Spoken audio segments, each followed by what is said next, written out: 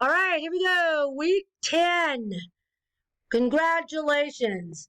It is always amazing to me what goes on behind the scenes of getting this created. I've spent 45 minutes of my life that I will never get back trying to get my computer to work. So God love you guys out there that are trying so hard. I'm sure there's times you just want to smash your computer, throw it across the room, frustration, cutting, the pasting, all this other stuff, because I feel the frustration on my end trying to get the information to you. And I'm sure on your end, there's times that the Wi-Fi is not working, because I've had that happen a million times, and nothing's connecting. And then I just get a blue screen because when I want to work, I'm getting all the updates now. And there goes another 45 minutes of my life because now the updates got to take place. So God love you guys. Keep it up. We're almost done. We're at the end. Hang in there. Hang in there. I know it's not easy. You know, nobody's computer works perfect all the time, and the Wi-Fi working all the time. But all right, let's get through this. You've heard me, so I sympathize with you guys because I understand, because I'm going through this on my side. All right, no, jury.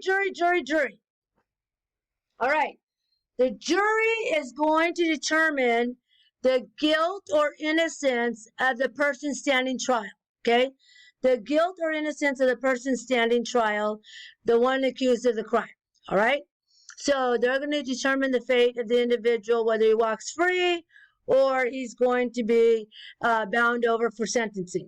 So the right to be tried with the judicial district in which a crime was committed is included in the 6th Amendment of the Constitution. So I want you to watch this little video here. Tell me one thing you learned by watching the video, okay? So a crime has occurred here in Stanislaus County, all right? Could be any city in Stanislaus County. I think we touched a little bit upon it. Maybe it was a module before, 4 modules before, whenever. Okay, so you drive out to Oakdale, all right? Again, you, meaning not you, but for an example. And you commit a crime out in Oakdale. That's the city of Oakdale, right? Let's say you steal a car. Now you drive the car to Newman. And while you're in Newman, you decide to rob a gas station, okay? So you stole the car in Oakdale, you drove to Newman, and you get caught in Modesto. So the arresting agency is in Modesto, but where you'll be charged for that crime, no matter, it's 3 different cities, right, that you toured around until you got caught, will always happen in Stanislaus County, okay? So that is an area where that's going to happen. Now, if you commit a crime in Stanislaus County, say you steal a car in Stanislaus County, right? And now you drive up to, let's say, the city of Sacramento, okay? So you drive to Sacramento. Now you do all your robberies over there, right? And you're still in a stolen car from Modesto. All the crimes, including the robbery, will be held in Sacramento County because that's where you got caught. And that's where the majority of the crimes, even though the crime of the stolen car happened in Stanislaus County, you'll all be tried in Sacramento County. All right. A big thing is called a change of venue, is when a person involved in a crime, it's so big that they will not have a fair trial occur in the county that they were in. For example, Scott Peterson. Scott Peterson was arrested for the murder of his wife, Lacey, in the city of Modesto, even though they found her body up in San Francisco, right? However, because the crime was so notorious, so nationwide, they thought if he was tried in Modesto, he wouldn't get a fair trial, so they sent him to Redwood City. All right, so 2 things are going to occur here. I want you to find anywhere in the United States, not be California. California is my state alone. Okay. Anywhere in the United States, I want you to find a crime that occurred, right? So when you pick a state, remember there's a billion cities within that state because everybody tries to search change of venue, crime, state of Texas, right? Well, state of Texas is pretty massive, so you want to pick a city, Houston, within the state of Texas. Look for a big crime that occurred, change of venues. Use all those words in Google to help you narrow it down, okay? And once you determine which you want to use, copy and paste it in the assignment. Tell me a little bit about it and why you think the change of venue occurred and where they went, okay? So a jury is made up of 1 peers. That does not mean you can go find 12 of your friends, your buddy that you went to college with, or anything like that to sit on your jury. No. They select the jury for you, and it's a makeup of the community where the crime has been occurred, okay?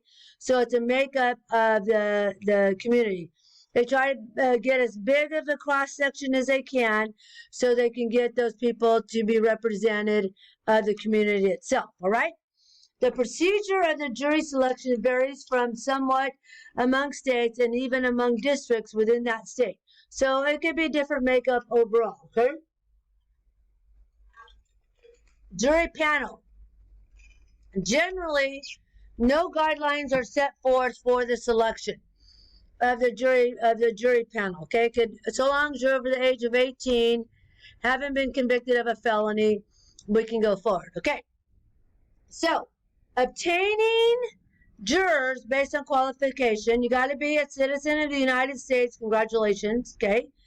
18 years of old, I already told you that, all right? And a resident of the judicial jurisdiction for a specific time, usually a year. So if you just moved here from the Bay Area, found a great house here, that's fantastic, right? But you will not be allowed to serve on the jury until you have lived here a year. A person must also be of ordinary intelligence in order to qualify as a juror in most states, all right? So that means that people who are criminally insane or have disabilities that don't allow them to comprehend information will not be sitting on a jury, all right? So watch this here. Tell me about the jury. I want you to tell me all about it. I want you, after watching this video, 4 things you learned from watching the video. 4 new things that your brain did not know before, that after watching this video, your brain knows now. Again, not in depth, right? But knowing enough. I don't need 1 sentence, all right? And it's something to do with the content of the information in here, okay? I learned the jury is made up of 12 people, period. All right? So tell me some in depth more that what your brain matter inside the skull of yours has gained as far as 12, okay? Go into some explanation. So there are some exemptions from being on the jury. A lot of people try to get out of jury duty because they have jobs, babysitting requirements, whatever the case may be. So here are some of the exemptions trying to get out of jury duty. You already have preconceived ideas of guilt or innocence of the people. In my 33 years of law enforcement, thousands of arrests over the years, do not believe any person that I've arrested was innocent of the crime. Because I was not going to be arrested or lose my job for falsely arresting an individual for a crime, okay? So, I would not be good on a jury at all, anywhere, anytime, because I believe the officers have enough information because they don't want to put themselves in a position. No, don't get me wrong, because I know there's bad cops out there. I already know. I worked in internal affairs for several years, and during that time, I could not believe the stupidity and the fact these guys were cops and some of them became criminals blew my mind. Never knew where that came from. But back to this. Okay, so challenge the jurors for bias. Are they biased? I don't like gang members, period. My friend was killed by a gang member, so therefore these are gang members. I don't like them already, so I kick them off the jury, okay? Prospective jurors may be opposed to the death penalty. This guy killed 14 people. I don't care. I cannot execute him. So those are reasons to be excused from the jury. Okay? Some of the challenges that come forth inside these type of trials is an attorney on both sides have the right to say, I'm going to keep this juror. And the other one says, no, I don't want to keep the juror. And these are the reason why. Okay? They have different reasons why they want to keep on the jury, or some people don't want to keep them on the jury. The right to excuse a juror under these circumstances is known as a preemptory challenge.